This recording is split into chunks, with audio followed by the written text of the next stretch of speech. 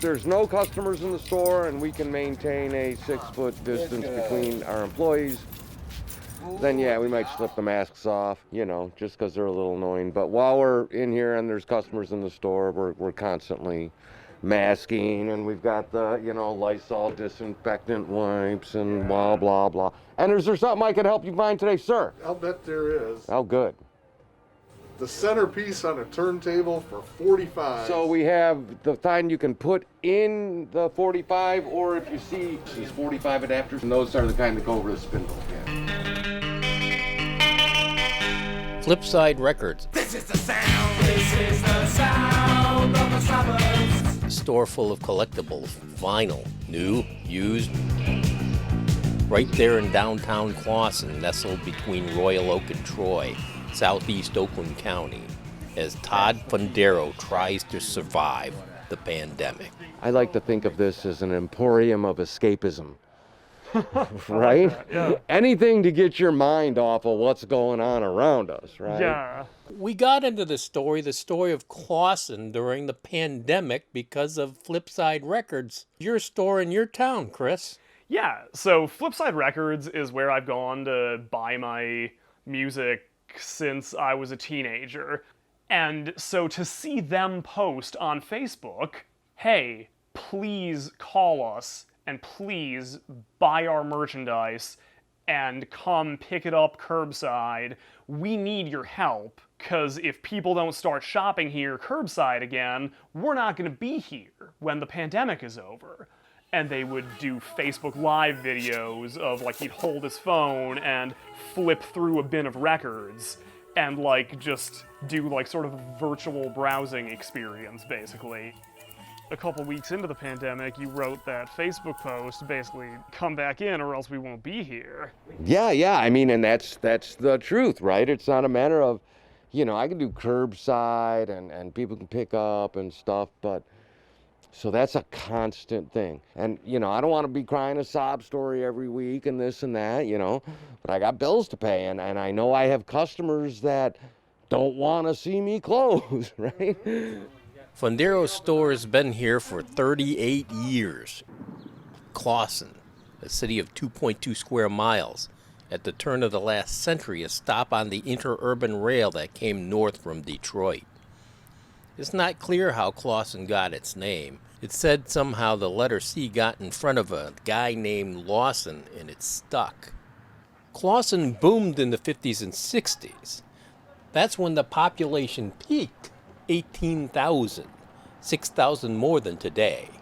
For a while it was down, but never out. I mean, if you look at those early streetcar suburbs, most of them have survived pretty well to the present day. They're still desirable places to live. Their housing stock is in good shape. And part of that is their location, because they're close in, so they got dibs on a good location. But part of it, I think, is also just the way they're laid out and designed. You know, I remember Clawson in the 1960s. The streetcars were gone, but then they had I-75. You know, you just get off on 14-mile road down a couple miles, and you were there. And right on the other side of I-75 was the Oakland Mall. And when that came in, that kind of hollowed out the downtown back then. When I was a kid was when Clawson kind of started to come back and reinvent itself, and they narrowed the roads, widened the sidewalks, and it became this very organic, walkable downtown that was really a fun place to go. And that's a quality that a lot of towns want to cultivate and that a lot of towns basically lack. It's a push toward placemaking, as urban planners call it, the connection between space and people, providing a sense of, well, place. Human scale is important, affordability is obviously important, and a sense of place is important. To an outsider, you have to be able to describe it and have the person be able to understand what that place looks like. You have to feel like you fit there in a particular way, I think. I think if you think of the suburbs, does Troy have a good sense of place? I don't think it really does. It has other advantages, sure, but I think sense of place is not one of them. 14 years ago when we moved in here, Clawson was a drive-through town. It was just a big conduit to I-75. Leon and Lulu has unique home furnishings, clothes, art, curated hard-to-find things. A destination store like Flipside, where shoppers need to come in and browse. Actually, there are quite a few stores like that in Clawson. Supplies for magicians, comic book collectors. Here you can get your fine yarns and harps. Yes, harps, if you need more than one. We have things here that nobody else has. Clawson now is a lot of what it was Clawson then, that very small town family kind of feel. There was a time in the late 60s, 70s where we lost that. You know, when you lose the core of your community, you lose some of your identity. So this is all about making sure we retain that. Retain and revive. The Clawson Movie Theater closed in the early 1960s. The Ambassador Roller Rink in 2005. Both buildings were built in 1941. This building as a roller skating rink and the other as a movie theater. So we actually now own the entire entertainment district of Clawson. Now this operation is helping with Clawson's sense of space. We're looking at how Clawson businesses deal with the pandemic. How will they figure their way out of this economic downturn? Leon and Lulu is something of a small business innovator, which has become nationally known. They had a lot of in-store events like art shows and book signings, the kinds of things that they're struggling to figure out how to do again post-COVID.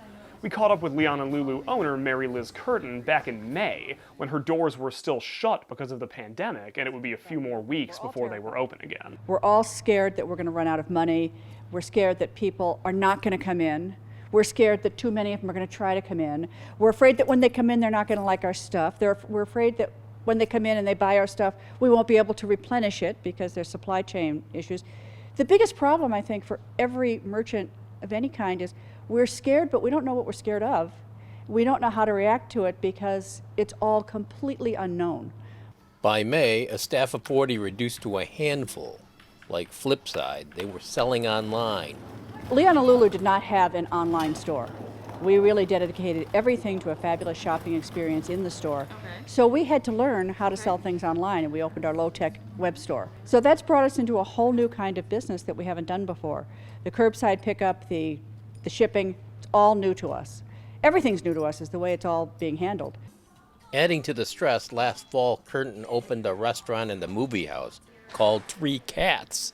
Small plate farm-to-table fare, created by veteran restaurant man Matt Prentice, starting to get popular just in time for the shutdown. Again, I've never been through this, and I've probably been around longer than 99% of the people in the restaurant business in Detroit today. So I had thought I'd seen everything until now. Three Cats sold a lot of takeout when the shutdown hit, but it wasn't really enough. Now business is picking up for the restaurant and the store slowly. Estimates have the number of restaurants in Clawson tripling in the past 20 years. But at the corners of 14 Mile and Main, 3 restaurants sit closed before the pandemic hit. What about that? Yeah, there was a Vietnamese restaurant on the corner that closed last year, a Pizza Hut that recently closed, although maybe that's not such a loss in a town defined by one-of-a-kind small businesses. But the really big loss was Black Lotus Brewery. Black Lotus had been there since 2006, and along with Leon and Lulu, was one of the really transformative businesses that had really led the resurgence of downtown Clawson. It was such a popular neighborhood spot that One Detroit even filmed a show there last year. So when it closed literally overnight last fall, that was a big shock to the system for downtown Clawson. Well, it was a shock, but we do have some news. The eyes of Clawson upon them, there are a couple people looking to pick up where the Black Lotus left off. We believe so much in Clawson that we decided to, frankly, bet everything we own and start this boom truck venture. You know, there's a lot of opportunity for Clawson to grow into something even more amazing. Andrea and Tyler Williams now have what was the Black Lotus. It's a new restaurant called Puma Chug, and it could open as soon as next month. Yeah, but what is the outlook going to be for restaurants, and especially new restaurants that are opening for the first time in this new world of COVID? So that's one of the big stories that we're going to be diving deeper into as we look into one small town's business district during the pandemic. You can find more at onedetroitpbs.org or subscribe to our social media channels and sign up for our One Detroit newsletter.